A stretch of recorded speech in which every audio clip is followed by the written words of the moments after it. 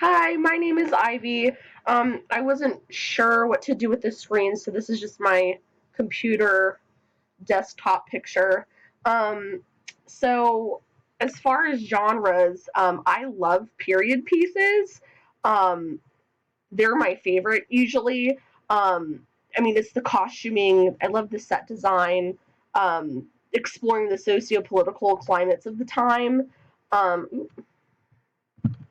um, like Elizabeth is a good one. Pride and Prejudice, Gangs of New York, and Ever After is one of my favorite movies.